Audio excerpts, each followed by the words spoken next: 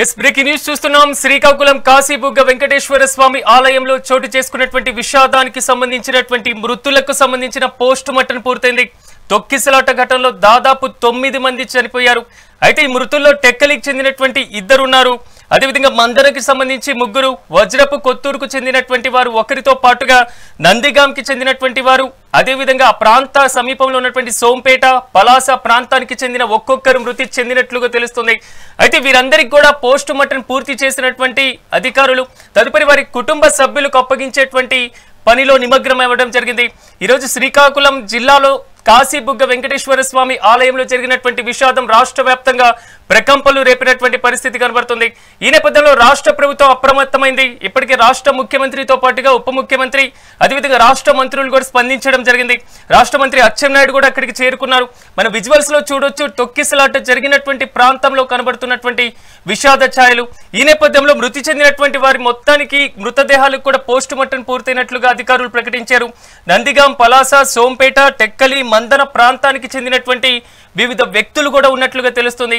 దైవ దర్శనానికి వెళ్లిన తర్వాత తిరిగి రాని లోకాలకి ఇలా చేరుకుంటారని వారు కూడా బహుశా ముందు ఊహించుండరు.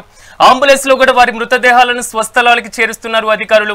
తొక్కిసలాట ఘటనలు రాష్ట్ర వ్యాప్తంగా ప్రకంపనలు రేపినటువంటి పరిస్థితి కనబడుతుంది. మంత్రి నారా లోకేష్ కూడా ఆ ప్రాంతాన్ని పర్యటించబోతున్నారు. అదేవిధంగా క్షతగాత్రుల్ని కూడా ఆయన పరామర్శించబోతున్నారు.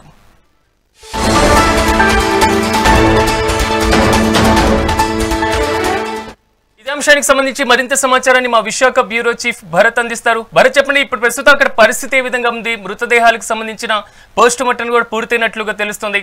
దీనికి సంబంధించినటువంటి అప్డేట్స్ ఏంటి? ఏదైతే కాశీబుక్ లో జరిగినటువంటి వెంకటేశ్వర స్వామి తొక్కిసలాట ఘటనకు సంబంధించినంత వరకు ఎవరైతే మృతులు ఉన్నారో మృతులకి పోస్ట్ మార్టం పూర్తయింది. ఈ నేపథ్యంలో ఎవరైతే మృతి చెందినటువంటి కుటుంబాలకు స్వస్థలాలకు పంపించేటటువంటి ప్రక్రియ కూడా పూర్తయిపోయినటువంటి పరిస్థితి. దీనికి సంబంధించినంత వరకు స్థానిక మంత్రి అచ్చెన్నాయుడు దగ్గరుండి ఎవరైతే తొక్కిసలాటలో మృతి చెందారో మృతదేహాలకి పోస్ట్ మార్టం నిర్వహించారు. కుటుంబ సభ్యులకి వాదార్చినటువంటి పరిస్థితి అయితే చూడొచ్చు. మరీ ముఖ్యంగా ఘటనకు సంబంధించినంత వరకు కూడా రాష్ట్ర వ్యాప్తంగా ప్రకంపనలు సృష్టించిందనే చెప్పాలి. దైవ దర్శనానికి వెళ్లి తిరిగి రాని లోకాలకు వెళ్లిపోయినటువంటి పరిస్థితి.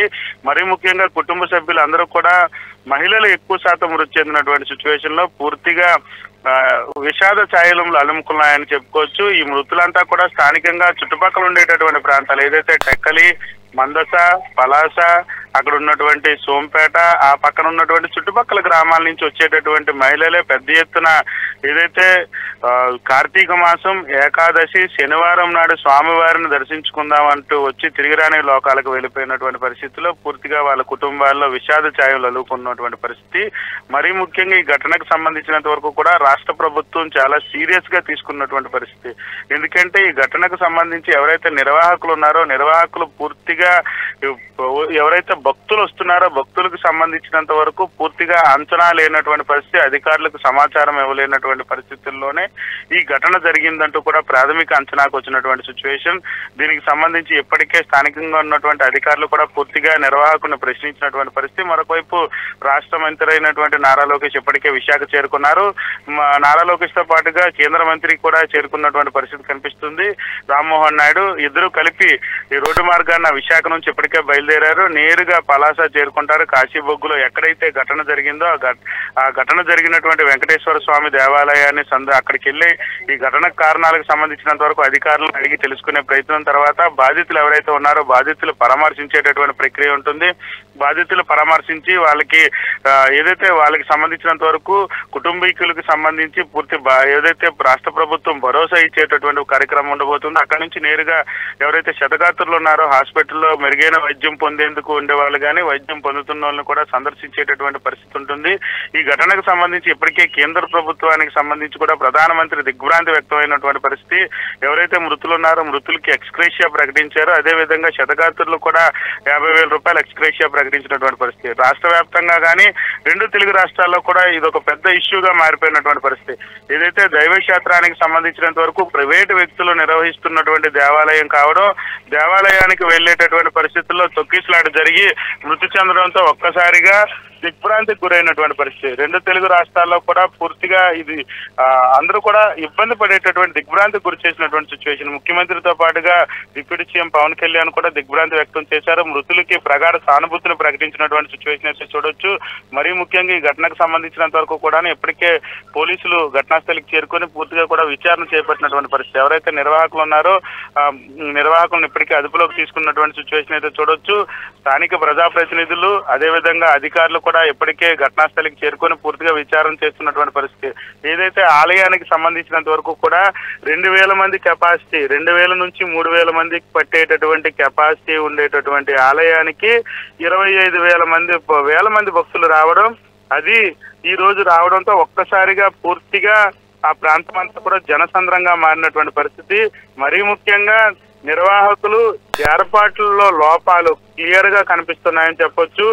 మామూలు రోజుల్లో, సాధారణ రోజుల్లోనే ఎవరైతే నిర్వాహకుడు చెప్తున్నటువంటి పరిస్థితుల్లో 1000 నుంచి 1500 మంది వస్తారు. శనివారం పూట 2000 నుంచి 2500 మంది భక్తులు వచ్చి స్వామివారిని దర్శించుకుంటారంటూ కూడా నిర్వాహకుడు చెప్తున్నటువంటి పరిస్థితి.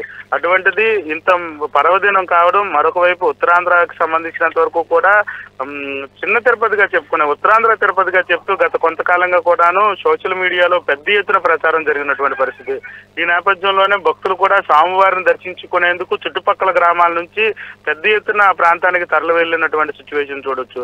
సుమారుగా 25,000 మంది ఒక్కసారిగా భక్తులు స్వామివారిని దర్శించుకునేటటువంటి వచ్చినటువంటి పరిస్థితుల్లో ఆ ఎంట్రన్స్ కు సంబంధించినంత వరకు పెద్దగా ఉండేటటువంటి పరిస్థితి. స్వామివారిని దర్శించుకునేందుకు ఏర్పాటు చేసినటువంటి క్యూ లైన్లు ఏవైతే ఉన్నాయో పూర్తిగా అది క్యూ లైన్లు అని చెప్పాల్సినటువంటి పరిస్థితి లేదు. కేవలం ఒక ఏదైతే మెట్ల మార్గం స్టేర్ కేస్ లా పెట్టి ఆ మార్గానికి కొంత రైలింగ్ ఏర్పాటు చేసి దాని గుంట భక్తులు దర్శనానికి సంబంధించినంత వరకు ఏర్పాటు చేసినటువంటి పరిస్థితి. కనీసం నిర్వాహకులు ఎవరు కూడా అక్కడ లేనటువంటి పరిస్థితి. ఎవరైతే ఒక్క నిర్వాహకుడు ఉన్నారో నిర్వాహకులతో కొంతమందితోటే ఆలయానికి సంబంధించి పూర్తిగా ఆలయం పర్యవేక్షిస్తున్నటువంటి సిచ్యువేషన్ అయితే చూడొచ్చు. ఈ నేపథ్యంలో ఒక్కసారిగా భక్తులు పెద్ద ఎత్తున తరలి వచ్చినటువంటి తరుణంలో భక్తులు ఒక్కసారిగా ఎగబడినటువంటి పరిస్థితి. స్వామివారిని దర్శించుకునేందుకు ఒక్కసారిగా క్యూ లైన్ లోకి వెళ్ళిపోయినటువంటి పరిస్థితి.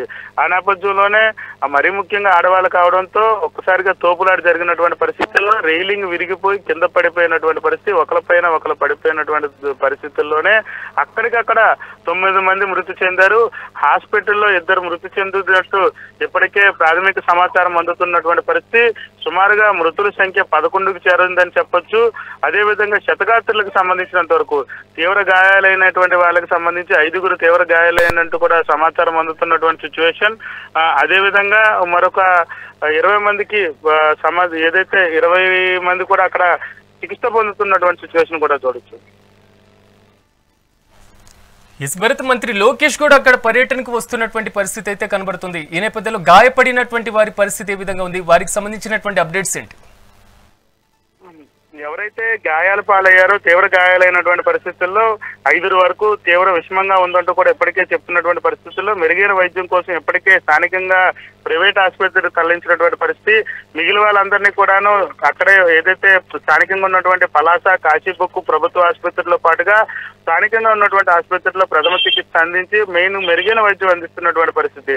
అయితే ఈ ఎవరైతే గాయాల పాలైనటువంటి పరిస్థితుల్లో ఉన్నారో వాళ్ళందరినీ కూడా ఆసుపత్రికి తరలించారు. మరీ ముఖ్యంగా ఈ ఘటనకు సంబంధించి చిన్నపిల్లలతో పాటుగా మహిళలు అధికంగా ఉన్నటువంటి పరిస్థితుల్లో భయభ్రాంతులకు గురైపోయినటువంటి పరిస్థితి.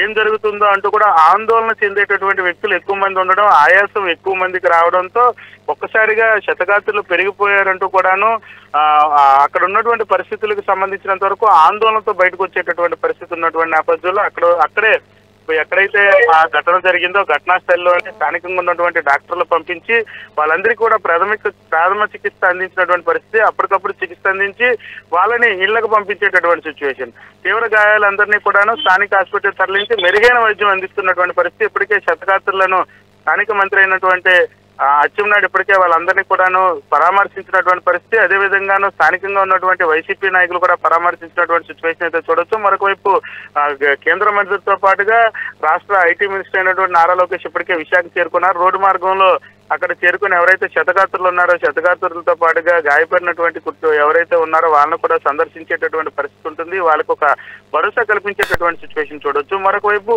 ఈ ఘటనతో ఒక్కసారిగా క్షేత్రానికి సంబంధించి కానీ ఇటు ఆలయాలకు వెళ్ళేటటువంటి భక్తుల్లో కూడా కొంత భయాందోళనకు గురైనటువంటి సిచ్యువేషన్ చూడొచ్చు. ఎందుకంటే కెపాసిటీకి మించి ఏదైతే ఒక కెపాసిటీకి మించి వచ్చినటువంటి జనం కావడం, దాన్ని అంచనా వేసుకోవడంలో నిర్వాహకుల వైఫల్యం చెందినటువంటి పరిస్థితి. వైఫల్యం చెందడంతో ఏదైతే పోలీసులకు కానీ స్థానికంగా ఉన్నటువంటి ఎవరైతే అధికారులకు సమాచారం ఇవ్వడంలో వైఫల్యం చెందడంతో ఈ ఘటన జరిగినటువంటి పరిస్థితి. ఇంతటి పెద్ద ఘటన జరిగినటువంటి అంటే సుమారుగా 11 మంది మృతికి కారణమైనటువంటి సిచ్యువేషన్ చెప్పొచ్చు. మరొక 30 మంది వరకు హాస్పిటలైజేషన్ అవడానికి కారణంగా చెప్పాల్సినటువంటి పరిస్థితి ఉంటుంది. మరీ ముఖ్యంగా చిన్నపిల్లలు, మహిళలే అధికంగా ఉన్నటువంటి పరిస్థితి. ఏదైతే శనివారం కావడం, కార్తీక మాసం, అది ఏకాదశి లాంటి పర్వదినం కావడంతో పెద్ద ఎత్తున స్వామివారిని దర్శించుకోవడానికి భక్తులు వచ్చినటువంటి పరిస్థితుల్లో పూర్తిగా ఏదైతే నిర్వాహకులు ఉన్నారో ఆలయానికి సంబంధించిన నిర్వాహకులు పూర్తిగా వైఫల్యం చెందినటువంటి పరిస్థితి.